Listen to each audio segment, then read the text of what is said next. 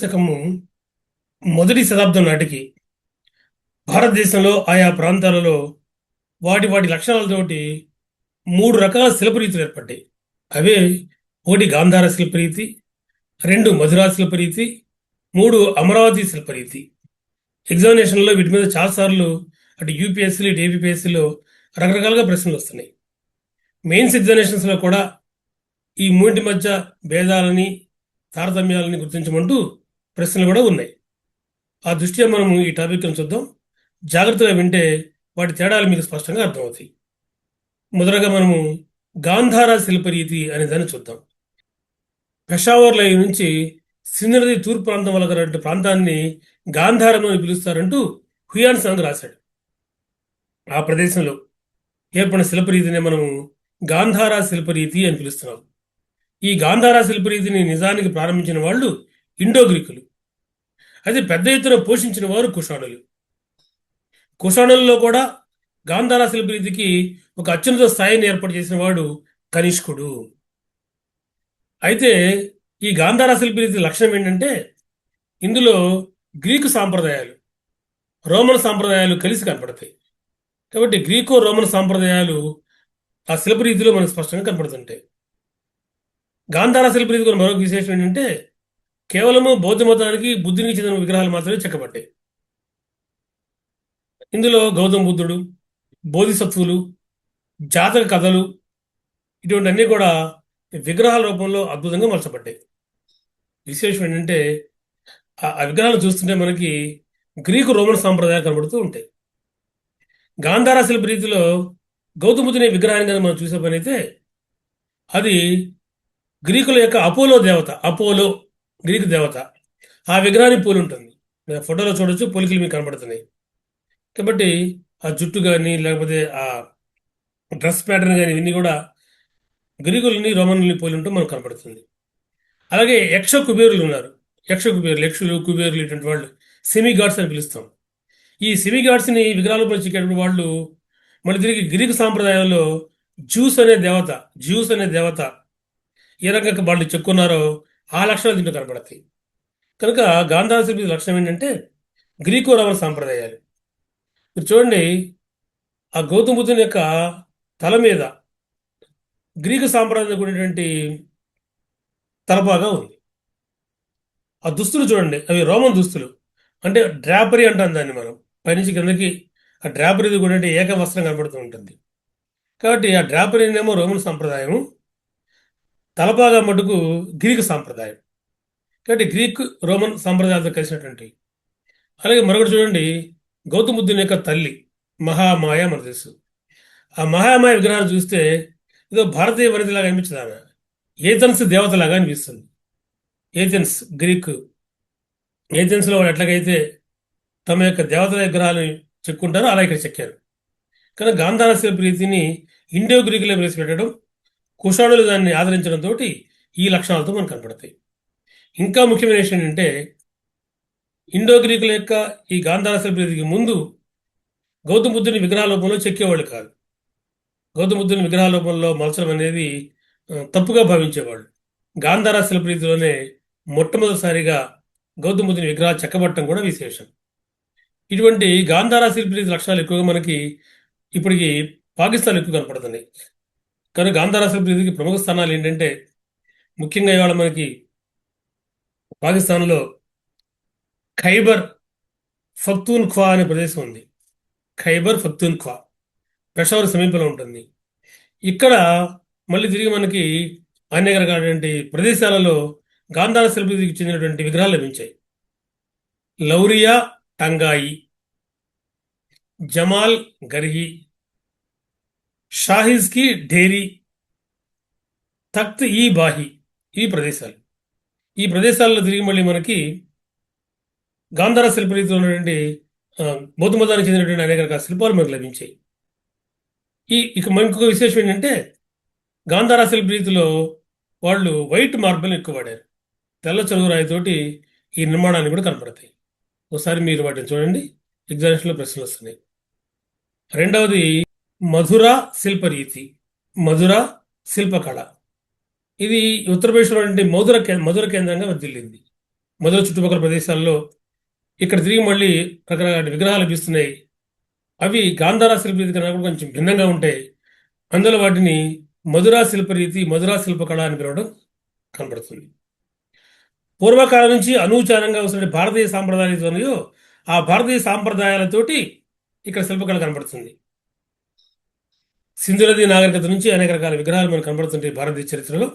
కనుక భారతీయ సనాతన ఆచారాల ఆధారంగా ఇక్కడ మన విగ్రహాలు కనబడతాయి.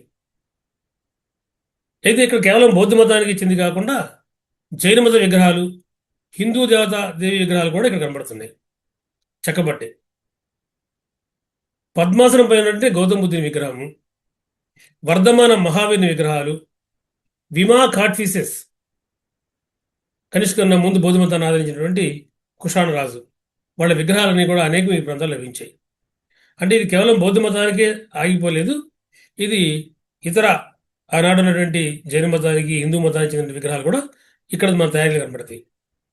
మీకు మధుర సమీపంలో మాట్ అనేటువంటి గ్రామంలో తోక్రతిల్ అనే ప్రదేశం ఉంది. అక్కడ తలైనటువంటి కనిష్కుని యొక్క మొండెం విగ్రహం లభించింది మనకి. మీరు ఆ ఫోటోలో చూడొచ్చు.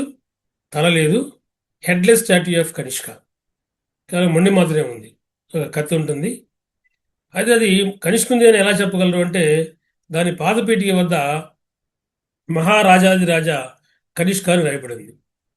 ఇది మధుర సమీపంలోని మాట్ అనే గ్రామం ఎగ్జామినేషన్ అడిగాడు, లేదా ఇంకా స్పెసిఫిక్ అయితే తోక్రతిల్ అనే గ్రామం, ఇది గుర్తుపెట్టుకోండి. అట్లాగే ఇవాళ లక్నో మ్యూజియం కనుక చూసే పని అయితే అక్కడ ఆదినాథుడు, నేమినాథుడు, పార్శ్వనాథుడు వాళ్ళ విగ్రహాలు కూడా ఉన్నాయి. ఈ మధురా శిల్పరీతి యొక్క విశేషం ఏంటంటే విశాలమైనటువంటి ఛాతీ, ఖచ్చితంగా వంపు తీసేటువంటి భుజాలు, ప్రసన్నవదంతో కనిపించేటువంటి ముఖాలు, గుండ్రటి ముఖాలు, ఇవి వీటి లక్షణాలు.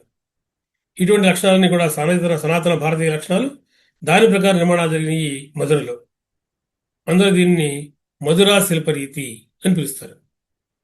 ముఖ్యంగా మనం గుర్తుపెట్టుకోవాల్సింది మధురా శిల్పరీతిలో విగ్రహాలు ఎక్కువగా తిరిగి మళ్ళీ ఎర్ర ఇసుక రాయితో తయారు చేయబడ్డాయి.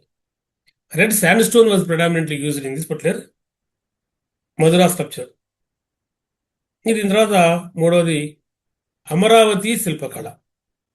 అమరావతి శిల్పకళ ఇవాటి ఆంధ్రప్రదేశ్లోని అమరావతి, నాగార్జునకొండ, జగ్గయ్యపేట, భట్టిప్రోలు, ఫణిగిరి ఈ ప్రాంతాలలో ఏ శిల్పాలు లభించినవో ఇవన్నీ ఒకే రకంగా ఉన్నాయి, ఒకే రకమైనటువంటి నిర్మాణాలతో కలిగి ఉన్నాయి, లక్ష్యాలు కలిగి ఉన్నాయి. అందువల్ల వీటిని మనం అమరావతి శిల్ప రీతి అని, అమరావతి శిల్పకళ అని పిలుస్తాం. ఇక్కడ విశేషం ఏంటంటే అమరావతి శిల్పరీతికి ఉన్న లక్షణము జీవత్వాన్ని, యానిమేషన్ని ఉట్టిపడేలా విగ్రహాలు మార్చటం. గుర్రం వేయాలి, నిలబడిన గుర్రం బదులుగా ఒక కాలు పైకి లేపిన గుర్రం అంటే ఒక జీవత్వం ఉట్టిపడుతూ ఉంటుంది. చూడండి, ఇక్కడ మీరు ఇక్కడ చూడొచ్చు ఫోటోలో చాలా తక్కువ స్థలంలో ఎక్కువ బొమ్మలు ఉంటాయి. చాలా తక్కువ స్థలంలో ఎక్కువ బొమ్మలు చెక్కడం అనేటిది ఈ శిల్పరీతి యొక్క విశిష్టత. అలాగే మానవ శరీరంలో నుండి అన్ని అవయవాలు కూడా అత్యంత సహజంగా మానవులకి ఏ రకమైతే మనకు ఉంటాయో అవయవాలు అదే రకమైన వాటిలో మన నిర్మాణం జరిగినాయి. అంటే ఒక డివైన్ లక్షణాలతో కాకుండా హ్యూమన్ బీయింగ్స్ లక్షణాలతోటి అమరావతి శిల్పకళ భాసిల్లుతోంది. అమరావతి శిల్పకళలోని మరొక లక్ష్యం ఏంటంటే ఆయా వ్యక్తుల మనోగత భావాలను, ఎక్కడైతే ఆ శిల్పం వేస్తున్నారో ఆ శిల్పం యొక్క మనోగత భావాలను, ప్రేమ, కోపము, వాత్సల్యము, గర్వము, దయ, విషాదము, ఇవన్నీ కూడా ఆ ముఖంలో కనిపించే విధంగా వీళ్ళు చెక్కుతారు. భారతీయ కళలో అమరావతి శిల్పాలు అత్యున్నత స్థితికి చెందినవి అని అలెగ్జాండర్ ఫెర్గూసన్ వ్యాఖ్యానించడం విశేషం. ఈ శిల్పాలలో లాలిత్యము, మృదుత్వము, నైపుణ్యము ప్రధానంగా కనిపిస్తాయి. అందువల్ల ఆనంద కుమారస్వామి ఆయన ఒక మాట అంటాడు, అమరావతి శిల్పాలు అతి సుకుమార సుందరాలు. అయితే మొదటి దశలో వాళ్ళు గౌతమ బుద్ధుని విగ్రహాలు చెక్కలేదు. కానీ గాంధార శిల్పరీతిలో చూసిన తర్వాత గాంధార శిల్పరీతి లక్షణాలతోటి అమరావతి శిల్పరీతిలో తిరిగి మళ్ళీ గౌతమ బుద్ధుని విగ్రహాలు చెక్కబడటం ప్రారంభమవుతుంది. నాగార్జునకొండ, రామిరెడ్డిపల్లి, గోలి, ఇవాళ పల్నాడులో ఉన్నటువంటి గోలి అద్భుతమైన శిల్పాల మహిమది అంతా కూడా. చాలా శిల్పాలు ఇంగ్లాండ్ మ్యూజియంకి వెళ్ళిపోయిన వేరియేషన్, కానీ అక్కడ గాంధార శిల్పులు ఇది ఛాయలు కనపడతాయి. అయితే గాంధార శిల్పి ఇది వచ్చింది కదా అని ఈ నేటివ్ దేశీయ సాంప్రదాయాలని ఆనాటి శిల్పులు మర్చిపోలేదు. సర్ జాన్ మార్షల్ ఒక అద్భుతమైన మాట అంటాడు. తన వ్యక్తిత్వానికి దేశీయతకు భంగం రాకుండా ఆంధ్ర శిల్పి గాంధార శిల్ప సాంప్రదాయాలని తనలో జీర్ణం చేసుకున్నాడు అని. కాబట్టి అమరావతి శిల్పకళ ఒక అద్భుతమైన శిల్పకళ. అయితే ఇక్కడ వాళ్ళు ఎక్కువగా తెల్లటి సున్నపురాయిని వాడారు. White lime stone was used. కనుక ఈ రకమైన 3 రకాల సాంప్రదాయాలు అద్భుత స్థాయిలో ఈ కాలంలో మనకు కనబడతాయి. వీటి మీద ఎగ్జామినేషన్లో ప్రశ్నలు వస్తున్నాయి. ఇవన్నీ జాగ్రత్తగా గుర్తుపెట్టుకోండి. రాబోయే వీడియోలో మనం క్రీస్తు మొదటి శతాబ్దం నాటికి వర్తక వాణిజ్యాలు అద్భుతం జరిగినాయి. భారతదేశం కేంద్ర స్థానంగా ప్రపంచ వాణిజ్యం జరిగింది. కనుక ఆ అంశాల గురించి చెప్పుకోబోతున్నాం మనం. కనుక ఆ వీడియో కోసం ఎదురు చూస్తూ ఉండండి. మీకు ఈ వీడియో నచ్చే పని అయితే మీ సోదర సహాధ్యాయులకి పంపించవలసిందిగా కోరుతున్నాను. ప్రస్తుతానికి స్వస్తి.